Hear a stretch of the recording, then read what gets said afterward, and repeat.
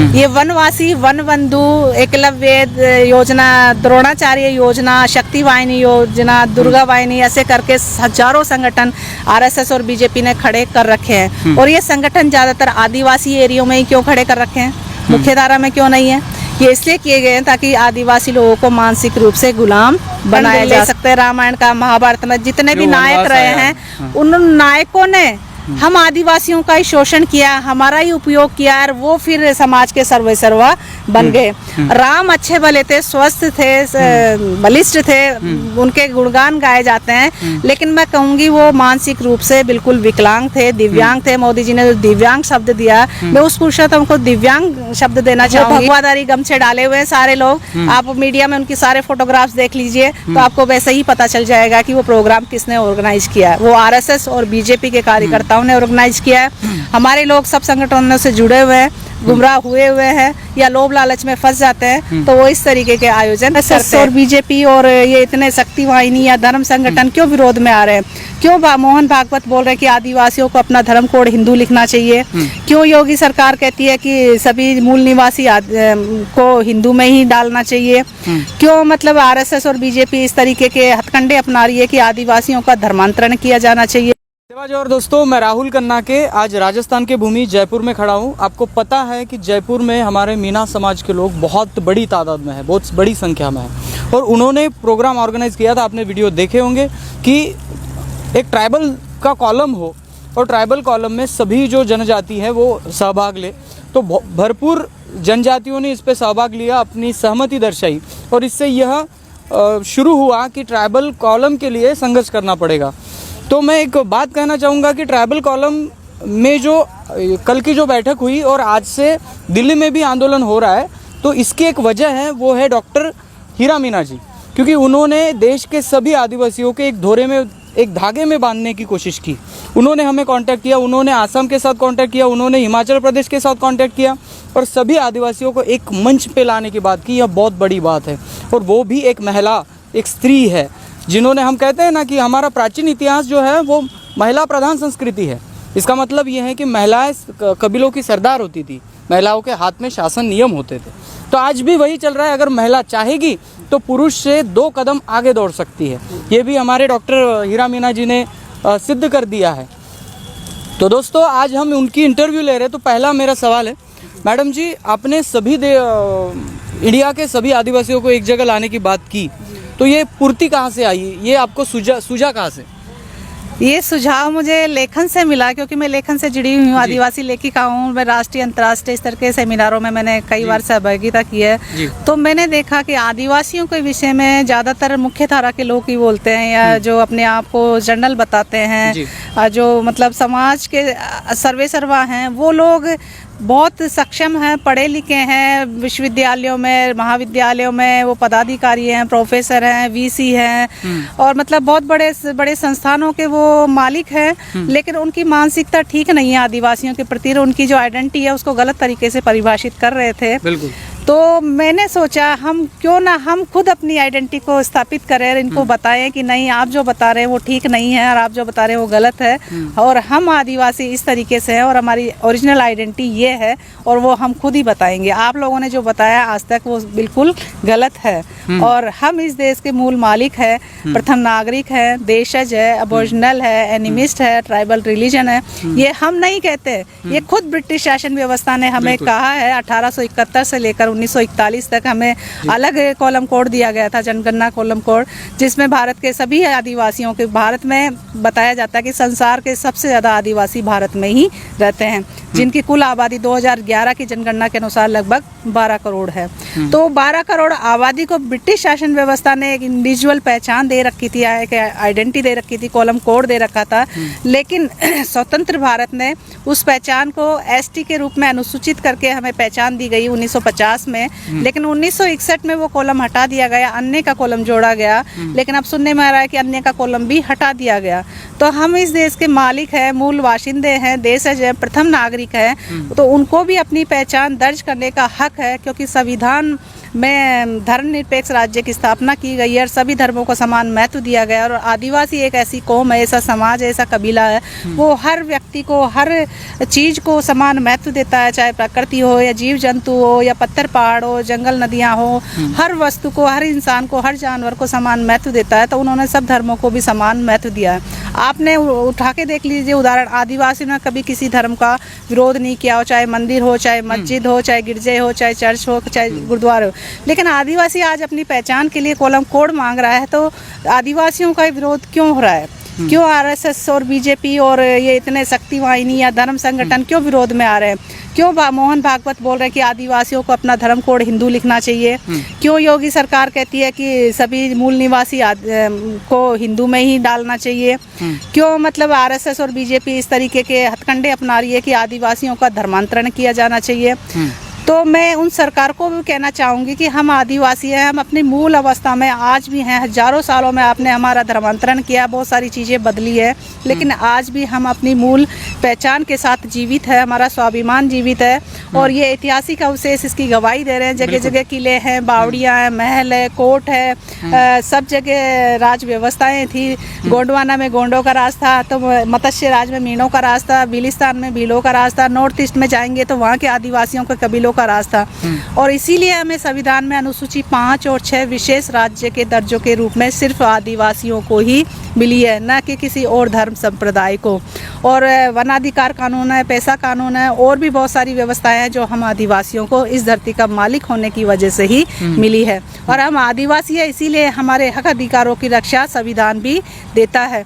अगर हमारा धर्मांतरण होता है या हमें हिंदू कॉलम में डाला जाता है या हमारे खुद के भाई बहन गुमराह होते हैं और वो अपने का आपको हिंदू बोलते हैं, सनातनी बोलते हैं या भगवाकरण का अनुकरण करते हैं, तो वो एक तरह से खुद गुमराह हो रहे हैं और अपनी जड़ें या अपना अस्तित्व वो खुद समाप्त कर रहे हैं। हम किसी का विरोध नहीं करते, वो चाहे हिंदू बनना चाहते हो बने, लेकिन वो अपनी आइडेंटिटी को खो देंगे, वो अपनी मूल पहचान जो आदिवासियत है, उनके हक अधिकारों को खो देंगे।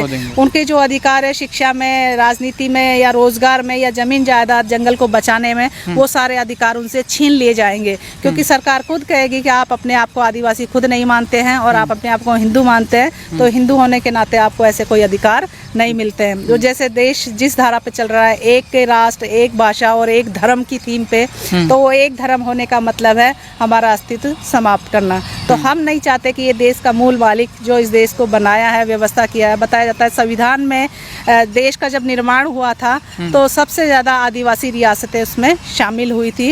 इसमें बताते हैं कि 70% भूमि हम आदिवासियों की है, जो देश भर के आदिवासी है उनके राज कबीलों की, राजवंशों की भूमि है। तो हम अपनी पहचान के साथ एक स्थायी कॉलम कोड की मांग कर रहे हैं, ताकि हमारी अपनी पहचान और आने वाली पीढ़ियों की आदिवासियत की जो पहचान है, हमारे पुरखों के जो संघर्ष थे, जो बलिदान थे, उन्होंने जो मतलब इतने कठिन परिश्रम से हमारी पहचान को स्थापित करके हमें आदिवासी के रूप में दर्ज करवाया था या एसटी के रूप में दर्ज करवाया था, उस पहचान को हम आदिवासियत के रूप में कॉलम कोड के रूप में सरकार से लेना चाहते हैं, ताकि हमारी पहचान स्थायी हो सके। क्योंकि संविधान में जो एसटी अनुसूचित किया गया है वो स्थायी नहीं है, वो कभी भी बदला जा सकता है। ऐसे बहुत सारे उदाहरण देखने को मिले हैं कि कई जनजातियों को एसटी से बाहर निकाला गया। ऐसा छत्तीसगढ़ में भी सुनने में आया, वहाँ 3 जनजातियाँ थी जिनको एसटी सूची से बाहर निकाला गया। नाम अभी मुझे पता नहीं है, जब पता होगा तो मैं बताऊंगी। बाकी उनका धर्मांतरण होने से, हिंदूकरण होने से उनको अनुसूचित जनजाति के अधिकारों से उनको वंचित कर दिया गया, बेदखल कर दिया गया। तो मैं अपने समाज को भी संदेश या अपने आदिवासी भाई बहनों, युवाओं, बुजुर्गों, माताओं, बहनों, मातृशक्तियों, पितृशक्तियों सबसे अनुरोध करना चाहूँगी कि आप अपने पुरखों के बलिदानों को, संघर्षों को याद कीजिए कि उन्हीं के संघर्षों बलिदानों से हमें आज़ादी मिली थी, उन्हीं से हमें मूल पहचान मिली है, उन्हीं से हमें हक अधिकार मिले हैं। तो वो ही हमारे देवी देवता के रूप में आज भी पूजे जाते हैं, चाहे वो पेंट थाना हो, चाहे हमारे मीणा समाज में जैसे ऊत पितर भूमिया के स्थान हो या देवी के कुल देवी देवताओं के स्थान हो। आज ये जो सिंबल आप देख रहे हैं, ये सिंबल हमारे मीणा समुदाय में भी ये मातृशक्तियों के रूप में पूजा जाता है। और इसमें आप देख सकते हैं, इसमें जो वेशभूषा है वो आज गोंड उराव में आज भी वैसे के वैसे ही है। वो छत्तीसगढ़ देख लीजिए, आप एमपी देख लीजिए या झारखंड देख लीजिए, वहाँ पर महिलाएं, मातृशक्तियाँ ऐसी ही वेशभूषा में थी। ये साथ ही क्यों है? ये 7 मातृ शक्तियों के रूप में है। मतलब आदिवासियों में मातृ सत्तात्मक व्यवस्था होती है, तो वो मातृ शक्तियों को ही वर्चस्व देते हैं, या उन्हीं का महत्व होता है, या उन्हीं के बल पे वो परिवार और समाज आगे बढ़ते हैं। इसीलिए मातृ शक्तियों का विशेष महत्व है, खासतौर से आदिवासी समाज में। हमारे गोंड समाज में इसको येरुंग कहते हैं, 7 को जी जी जी, येरुंग कहते हैं। और 7 सप्तरंगी हमारा झंडा होता है, 7 बहुत ही बिल्कुल बिल्कुल, वो सब जगह होता है। और इसमें हमें राती और धोली बोलते हैं। सफ़ेद और लाल जो होता है, वो सफ़ेद होता है पुरुष का प्रतीक और लाल होता है स्त्री का प्रतीक, जो झंडा लगाते हैं। मैडम, दूसरा सवाल ये है कि जैसे कि कोई सम्मेलन लेते हैं तो उनको पता होता है कि क्या दिक्कतें आती है, इकोनॉमिकल प्रॉब्लम होते हैं और बाकी सब प्रॉब्लम होते हैं। तो आपने जब ये शुरू किया कि सभी लोगों को इकट्ठा आके यहाँ पे आवाज़ उठानी है, तो क्या दिक्कतें आई? आपको किसी ने विरोध किया या इकोनॉमिकल प्रॉब्लम आया? ये कार्यक्रम तो बहुत अच्छी तरह से संपन्न हुआ, लेकिन कुछ जो दिक्कतें आई वो आप लोगों को पता है, तो शेयर करना चाहेंगे कि लोगों का क्या राय थी इसके बारे में? बिल्कुल करना चाहूँगी। देखिए, अर्थ के बिना कुछ भी संभव नहीं है, लेकिन अर्थ से ज़्यादा आपका मानसिक विकास और बौद्धिक विकास बेहद जरूरी है। अर्थ तो सभी के पास है, लेकिन मानसिक और बौद्धिक विकास नहीं है। इसीलिए मानसिक रूप से पढ़े लिखे लोग ज़्यादा गुलाम हैं। जो अनपढ़ लोग हैं वो गुलाम नहीं है, वो शारीरिक परिश्रम कर रहे हैं, कठिन परिश्रम कर रहे हैं और वो अपनी दिनचर्या चला रहे हैं। लेकिन जो सुविधा संपन्न हो गए, जो बौद्धिक रूप से संपन्न हो गए, जो आर्थिक रूप से संपन्न हो गए, वो सबसे ज़्यादा मानसिक गुलाम है। तो ये वहीं बात खंडित हो जाती है कि आर्थिक आपकी हर चीज़ को संचालित करता है। आपका मानसिक और बौद्धिक विकास होना चाहिए। विरोध तो नहीं हुआ, लेकिन लोगों को समझाना पड़ा। लोग जो मैंने कहा उसका उन्होंने सवाल जवाब किए, उन सवाल जवाबों को मैंने सही तरीके से उनका निराकरण किया, तब उनको संतुष्टि हुई। मैं बताना चाहूँगी, आर्थिक रूप से मैं खुद सक्षम नहीं हूँ, लेकिन मेरे सामने ये समस्या नहीं आई, क्योंकि मैंने अपने मानसिक और बौद्धिक विकास का इसमें सहारा लिया। मुझे पता चला समाज सक्षम है आर्थिक रूप से, लेकिन मानसिक रूप से नहीं है। वो इन चीज़ों को नहीं समझ रहा, जो चीज़ें मुझे समझ में आई है समाज के अस्तित्व के लिए और राष्ट्रीय स्तर के समाज के अस्तित्व के लिए।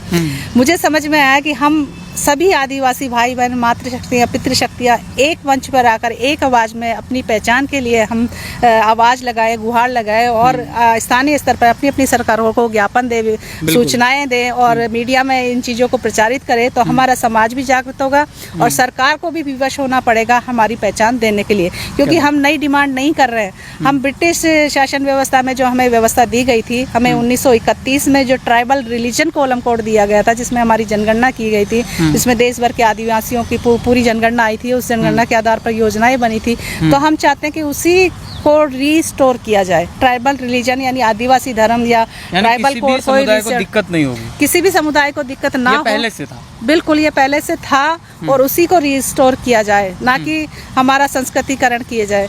और आदिवासियों की संस्कृति उस संसार की महान संस्कृति है। इस संस्कृति ने ही सबको बचा रखा है और ये मैं नहीं कह रही, ये यूनेस्को कह रहा है। और यूनेस्को ने ये कहने के बाद ही विश्व आदिवासी दिवस मनाने की घोषणा की थी, क्योंकि रियो दी जो सम्मेलन हुआ था, ग्लोबल वार्मिंग के कई सम्मेलन हो गए राष्ट्रीय अंतर्राष्ट्रीय स्तर पर। विकसित और विकासशील और विराट देशों ने सम्मेलन करके अपनी मानसिकता का तगाजा किया कि हमने जो भौतिक विकास किया है वो विनाश के कगार पर हमें ले आया है। इसलिए आदिवासियों की जो जीवन शैली है, उनकी जो संस्कृति है, उनकी जो भाषा है, उनका जो इतिहास है, उनकी जो रहन सहन की पद्धति है, कम से कम चीज़ों में सर्वाइव करने की जो जीवन शैली है, उन सबको अपनाना होगा, ताकि जल जंगल पर्यावरण के साथ पूरी मानवता को बचाया जा सके। इसीलिए हमें मतलब विश्व आदिवासी अधिकार दिवस की घोषणा भी यूनेस्को ने की थी, ताकि आदिवासियों की जीवन शैली, उनकी भाषा, साहित्य, संस्कृति, इतिहास को सहेज कर पूरी मानवता को ही बचाया जा सके। क्योंकि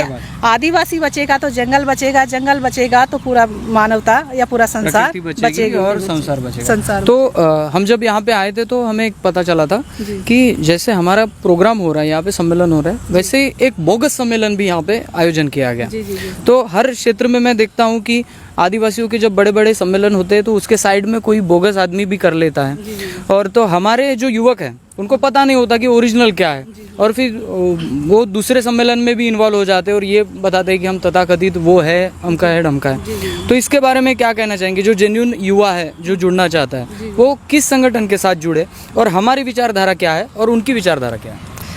मैं इस संबंध में कहना चाहूँगी कि ये हमारे लिए सफलता का दूसरा पायदान है कि हम एक सेमिनार कर रहे हैं, उसके अकॉर्डिंग दूसरा सेमिनार हो रहा है उसके विरोध में। मैं कहूँगी कि वो समर्थन में हो रहा है। आपके यहाँ के लोग बोलते थे कि कौन सा सम्मेलन हमारा है, ऐसे पूछते थे आपको? जी जी जी बिल्कुल। मैं कह रही मन का आप आंख कान नाक सब कुछ अपनी इंद्रियों को जागृत कीजिए और देखिए कि आपके पूर्वजों ने क्या किया था और वो जो सम्मेलन कर रहे हैं उनके पूर्वजों ने क्या किया था, तो सच्चाई आपके सामने आ जाएगी। हमारा जो प्रोग्राम था वो समाज की आइडेंटिटी को लेकर था और राष्ट्रीय स्तर के इसमें 21 राज्यों से आदिवासी भाई बहन मातृशक्तियाँ पितृशक्तियाँ खुद आए हैं और वो खुद मतलब अपनी बात रखे हैं ट्राइबल कॉलम कोड के लिए। मैडम आई है अरुणाचल प्रदेश से, जोराम यालाम नाबाम प्रोफेसर, वो असिस्टेंट प्रोफेसर है। वो एक अकेली महिला है जो अरुणाचल प्रदेश से वो आवाज उठा रही है ट्राइबल कॉलम कोड के लिए। वहाँ क्रिश्चियनिटी का ज़्यादा प्रसार है, हिंदूकरण का भी ज़्यादा प्रसार है, तो वहाँ लोग उनको समझ नहीं पा रहे, वो काफ़ी विरोध कर रहे हैं। उसके बावजूद वो अकेली महिला इतनी बिंदास है कि उन्होंने मतलब इतना हौसला बुलंद है, वो मीडिया के माध्यम से भी काफ़ी रिकॉर्डिंग करके या वीडियो बना के सब जगह पेश कर रही है। उनसे मेरी मुलाकात हुई थी, मैं काफ़ी सालों से जुड़ी हुई हूँ, तो उनको भी अच्छा लगा। बोले आप ये कर रहे हैं तो हम भी क्यों नहीं कर सकते अपनी आइडेंटिटी के लिए। तो मैं सोचूं मेरी ताकत बढ़ती जा रही है। जब राजस्थान से मैंने आवाज़ उठाई तो मैं अकेली थी, अरुणाचल से आवाज़ उठाई तो वो अकेली थी। आज इस मंच पे आकर हम राष्ट्रीय स्तर पर एक संगठित समूह में हम हो गए, ये पूरा समाज जुड़ गया, आदिवासी समाज, और हम सब मिलकर एक ही आइडेंटिटी चाह रहे हैं। और मैडम की बात देखिए, 4 मार्च को वो अपने सीएम को ज्ञापन भी देकर आई है, तो ये हमारी सफलता के पायदान है। और अगर हमारे अपोजिट में कोई कुछ होता है तो उनकी मानसिकता का सही तरीके से विकास नहीं हुआ।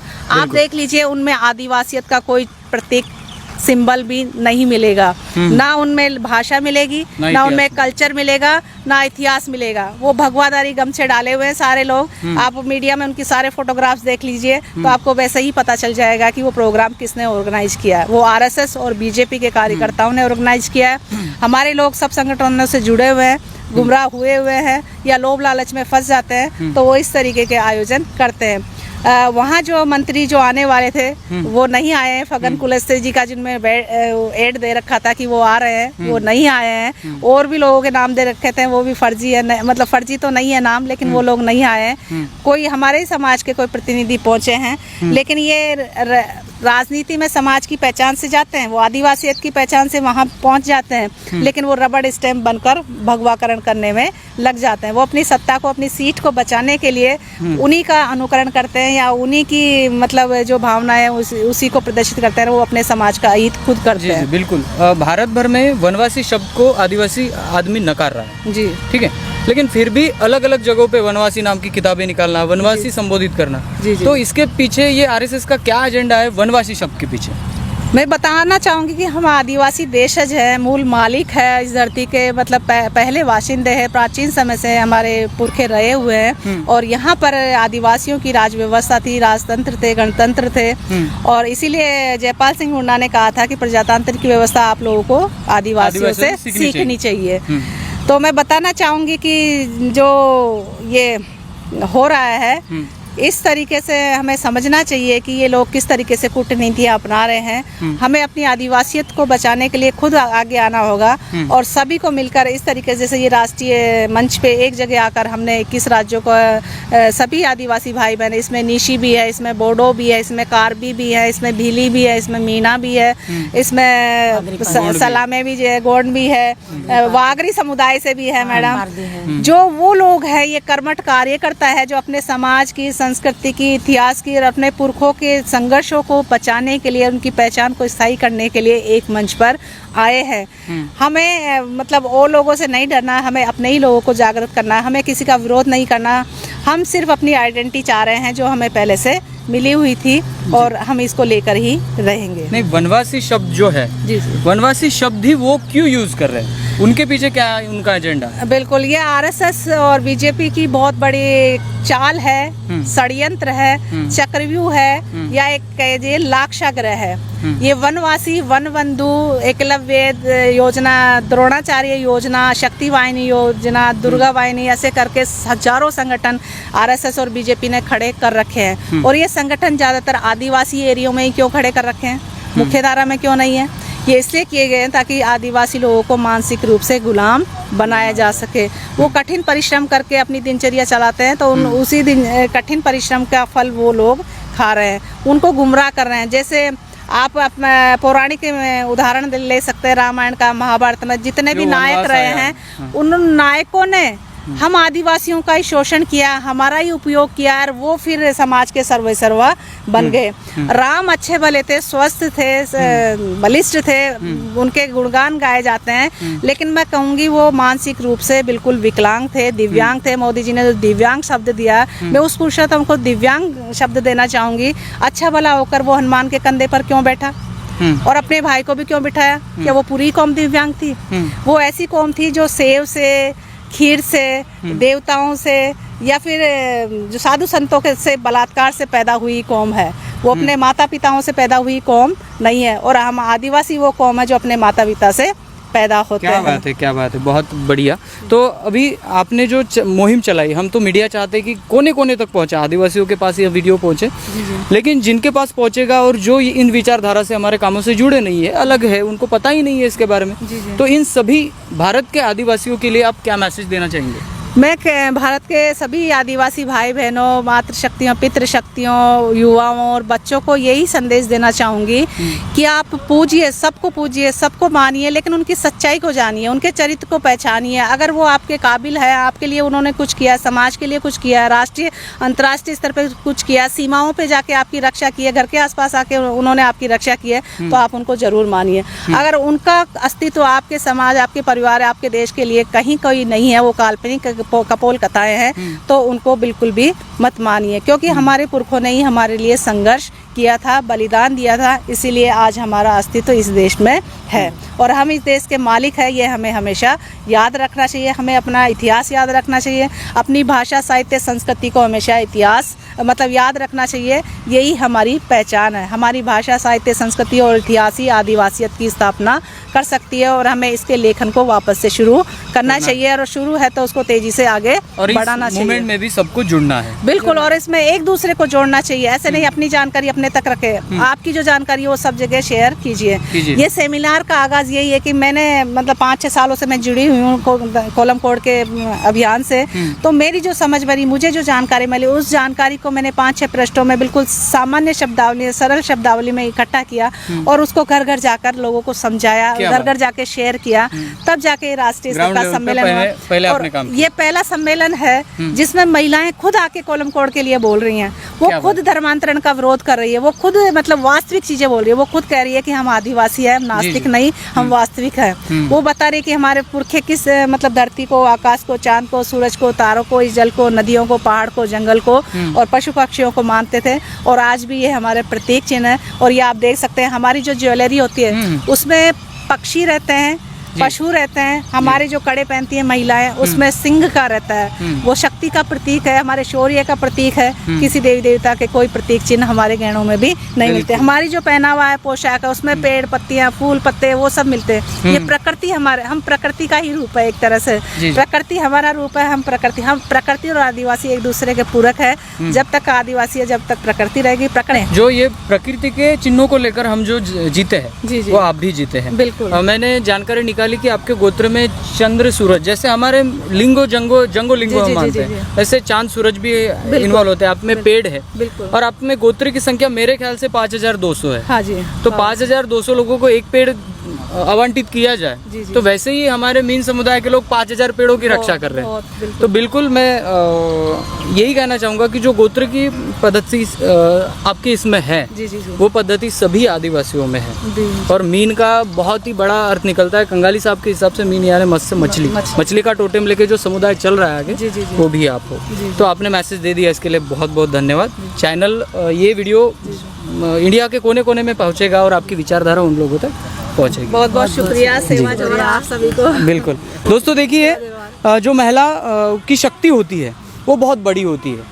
हम मानते हैं कि पुरुष आगे बढ़ रहे हैं, लेकिन महिलाओं ने अगर आवाज़ लगा दी ना, तो पूरा समाज एक जगह आ जाता है। और इसके उदाहरण हमारे सामने डॉक्टर हीरा मीना जी। तो मैं सभी से यहाँ से निवेदन करूँगा कि आप अगर इस मूवमेंट में नहीं जुड़े हैं तो प्लीज़ जुड़ जाइए, क्योंकि ये कॉलम कोई बना बनाया कॉलम नहीं है, ये पहले भी था, सिर्फ इसको लागू करवाना है। इसके नीचे सभी कल्चर अपने अपने कस्टमरी लॉ लेके रहेंगे। तो दोस्तों, आप अगर वीडियो देख रहे हैं तो आगे भी शेयर करिए, और मीना जी की जो विचारधारा है वो लोगों तक पहुंचाएं, ये ज़रूरी है। और जो युवा है वो इस मिशन में, इस आंदोलन में जुड़ेंगे। वीडियो देखना ना भूले और आप फॉलो कर सकते हैं डॉक्टर हीरा मीना जी के स्पीचेस यूट्यूब पे बहुत सारे हैं, आप इनकी विचारधारा और भी सुन सकते हैं। वीडियो यही खत्म करते हैं और आगे आपको दिखाएंगे कि क्या है इनका, मीन लोगों का क्या इतिहास है। जय जोहार का नारा है, भारत देश हमारा है। जय जोहार का नारा है, भारत देश हमारा है। जय जोहार का नारा है, भारत देश हमारा है। चलो दोस्तों, मिलते हैं अगले वीडियो अगले टॉपिक के साथ। तब तक के लिए जय सेवा, जय जोहार, जय आदिवासी, जय गोंडवाना, जय भीम।